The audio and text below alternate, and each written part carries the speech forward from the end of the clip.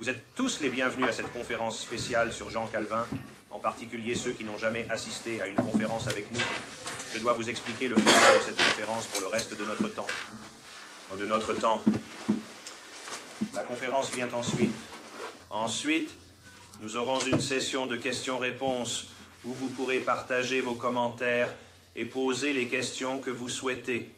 Nous espérons que vous pourrez rester avec nous et avoir l'occasion de socialiser avant de partir. Comme vous l'avez remarqué, nous avons plusieurs livres sur la table au fond, dont plusieurs sur Jean Calvin, et de Jean Calvin, dont ses sermons sur l'élection et la réprobation. 15 livres pour cela. The Necessity of Reforming the Church, un petit livre de poche, 5 livres sterling, un manifeste de la réforme, et celui-ci, qui ne peut probablement être acheté que chez nous à ce stade, Calvin's Calvinisme, la déclaration définitive sur la grâce souveraine. Par l'homme lui-même, ce livre a été apporté l'autre jour par un visiteur des États-Unis qui est avec nous. C'est pourquoi nous pouvons le vendre pour seulement 15 livres sterling. Nous avons des CD et des DVD sur la table du fond pour 1 ou 2 livres. N'hésitez pas à utiliser ces ressources réformées si vous le souhaitez par la suite.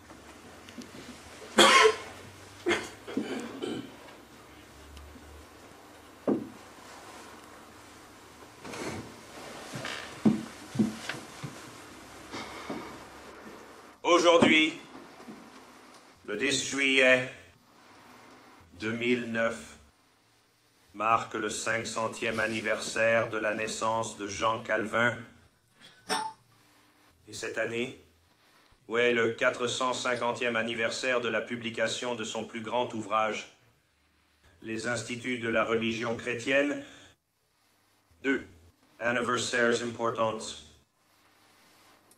Par la grâce de Dieu, Jean Calvin a été le plus grand commentateur biblique de l'époque de la Réforme, et tout accordé.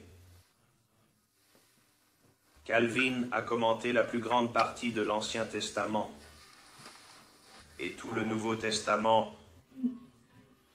à l'exception du livre de l'Apocalypse et de 2 courtes épîtres, la 2e et la 3e de Jean. Les commentaires de Calvin sont un modèle de clarté et de concision. Il vise, et il atteint son but, d'exposer brièvement ce que le texte signifie et enseigne, car son objectif, en tant que commentateur biblique, était celui de la lucidité, concision, être clair et bref, que nous dit la parole de Dieu. À nous, Calvin a travaillé habilement avec les langues originales, l'hébreu et le grec.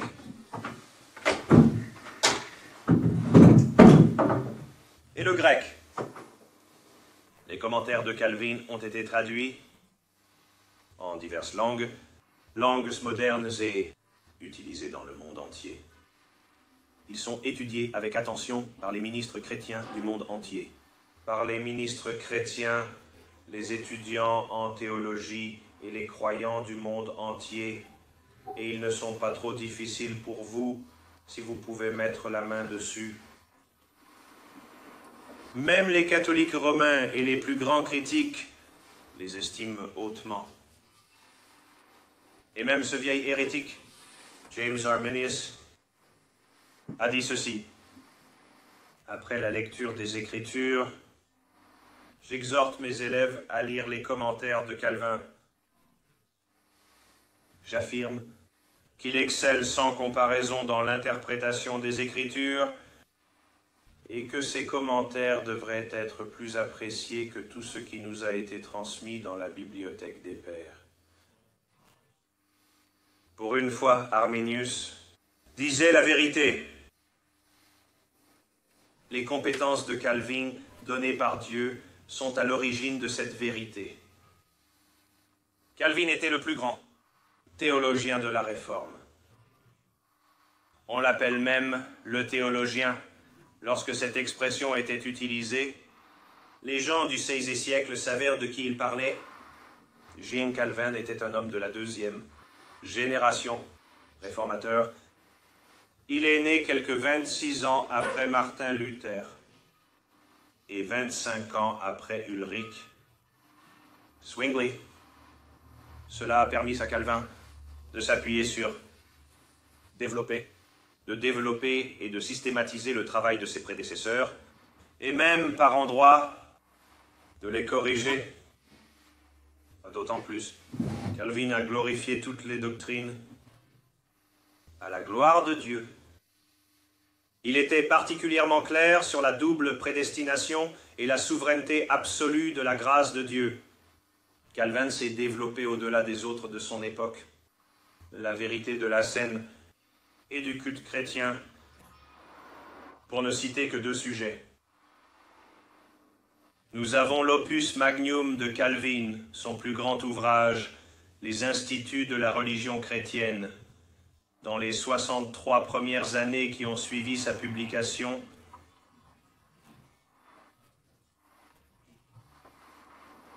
il a été imprimé quelques 52 fois, presque une fois par an, dans 7 langues différentes en seulement 63 ans, sans compter les nombreuses abréviations et compendiums.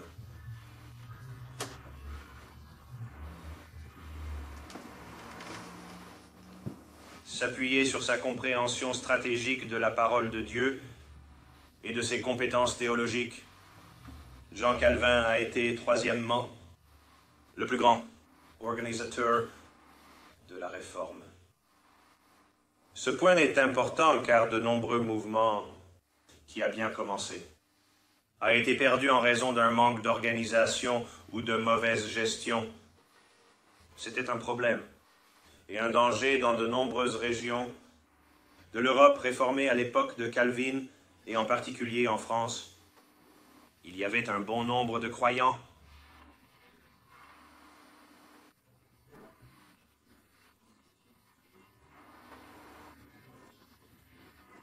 dispersés dans toute la France. Mais il n'y a pas eu d'église instituée avant la seconde moitié du XVIe siècle, et la réforme a commencé en 1517. L'église en France apparut en 1550, soit environ en 1550. Plus de 30 ans après le début de la réforme, sans église instituée,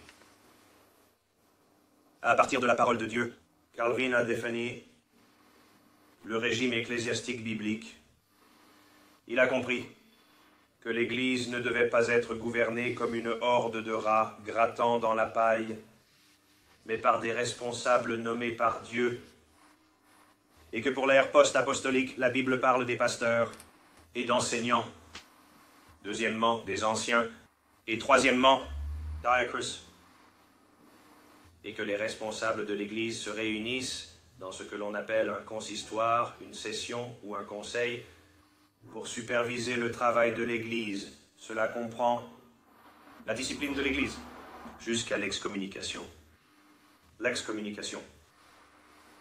La politique ecclésiale de Calvin impliquait que les différentes églises locales se fédèrent, tous unissent dans une dénomination.